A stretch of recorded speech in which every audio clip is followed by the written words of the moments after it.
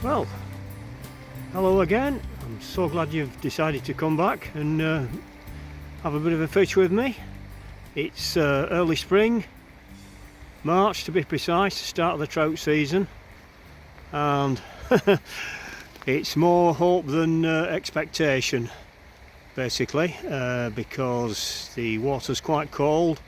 Turns out March isn't quite as mild as February was, which quite often happens. And so we've got cold water, not a bad level, and one or two insects hatching, but nothing coming up from them. So that's what we're up against. Quite typical for this time of year.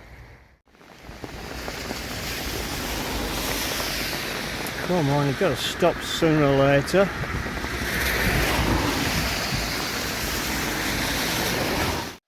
Well, unfortunately, there's a bit of colour in this river, which I didn't expect. There was a bit of a sharp shower this morning that must have washed something in, possibly from the motorway drains. I'm going to have a few casts on this little pool anyway and see what's what.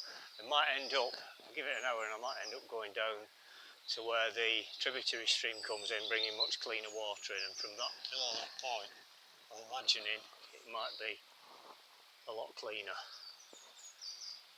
I'll just show you the setup. This is that's a little 3-weight brook rod, 7 feet.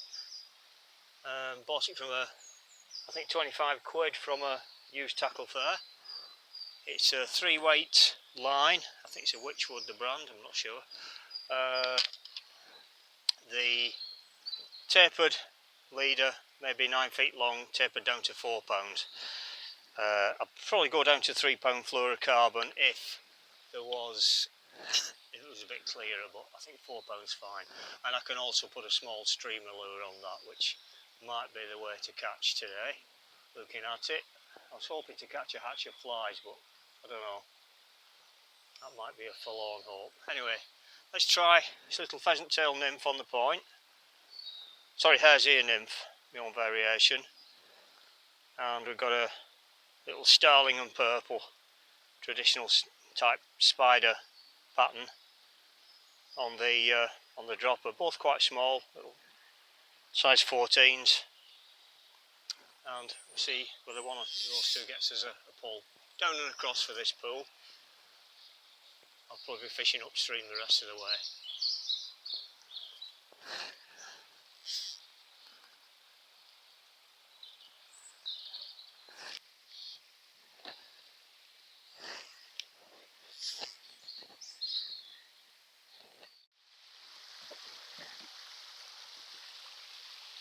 And some of you might have seen my last but one video where we were coarse fishing on this little river a few weeks ago.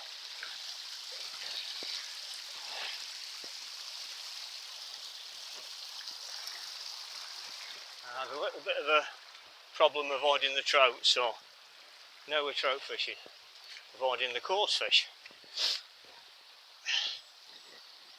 And this pool looks perhaps the most promising. It'd be lovely if I saw fish rise, but I don't think that's going to happen with the colour of the water and the time of year.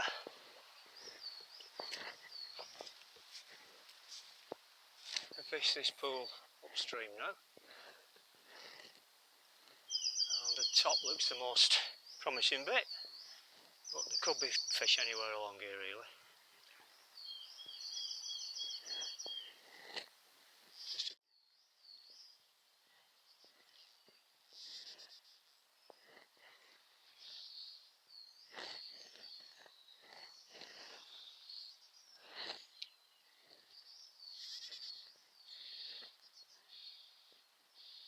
I'm just watching for that tip of that floating line jolting forward, which will indicate the fish has taken the nymph or the wet fly.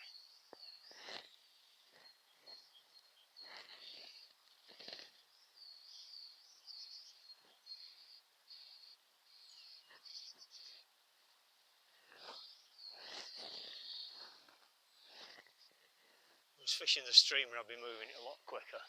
to provoke an aggressive predatory response. But what we're searching for now is fish that are looking for food items.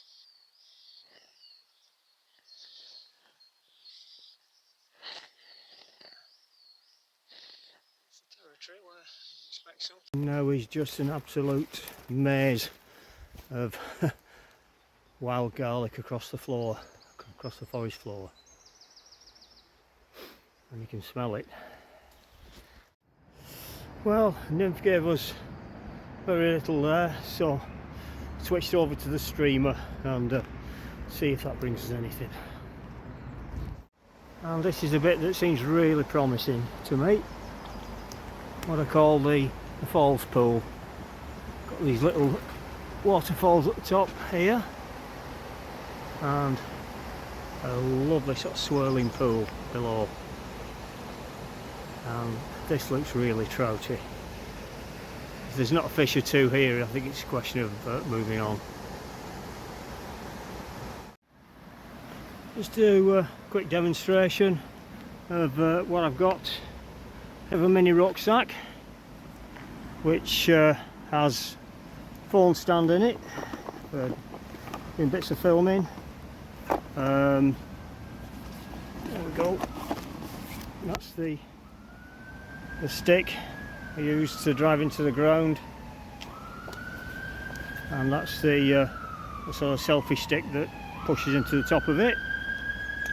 What else have we got? In the main pouch we've got a box of dry flies, which I don't think I'll be using today. Some other flies there, I think those are streamers. Yep, and the dry fly floatant spray. The water goes in there too.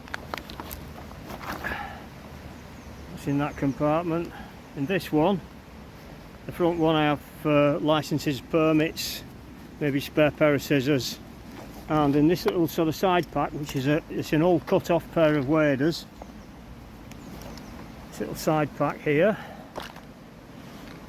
I have a bit of mucilin for greasing up leaders, making them float, a bit of split shot, a bit of sinking paste for doing the opposite of the line grease, and a little sort of part of a scouring pad just for taking the shine off new leaders. And in there we've got a box of nymphs and wet flies mixed up, various things, a couple of wiggly worms as well, just in case I get really desperate. We've got a little tiny box of streamer lures there. Obviously I've got more at home, I've just got a couple there that might be useful today. Forceps for unhooking, and that's tied to a cord because I'm absolutely murdered for leaving them on the bank and losing them. So they're actually tied to the pouch, I can't lose those. There's a pair of scissors in there somewhere as well. What else have we got? Various bits of different breaking strain leader points. That's £5. I think that's fluorocarbon. I've got £3 in there as well, and maybe some 8. So, and that's really all you need to take with you. There's no, I doubt there's 2 kilo I'm carrying altogether. On a net here, it's an old coarse fishing net head, which I've just taped a bungee strap to, and that slings across my shoulder, and I can just basically forget it's there until I need it, or else when it catches in the brambles, well, that's another story.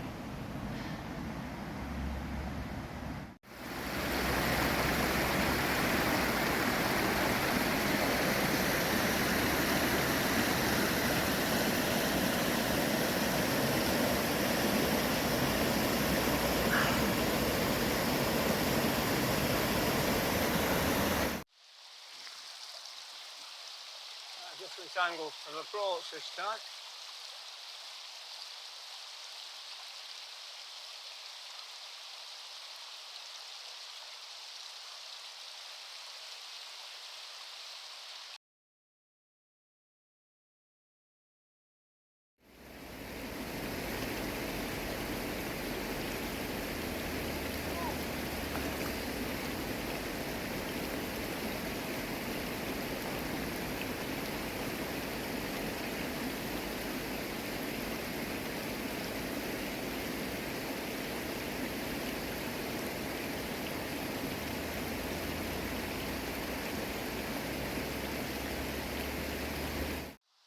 And here we've got a very nice one for the upper river.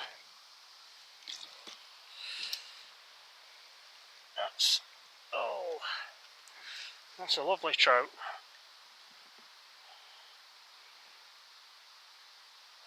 I don't know, maybe half a pound, which is it's good for up this end. A little tiny stream like this.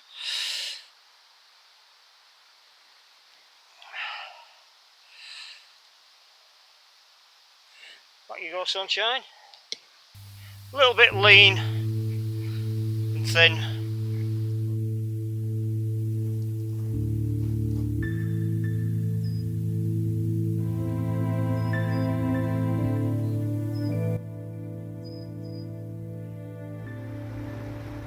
If you're watching this, I've got quite a lot of footage together, so it's going to be in 2 parts. So if you're going to watch part 1, which is this one, you probably as well watching part 2 as well.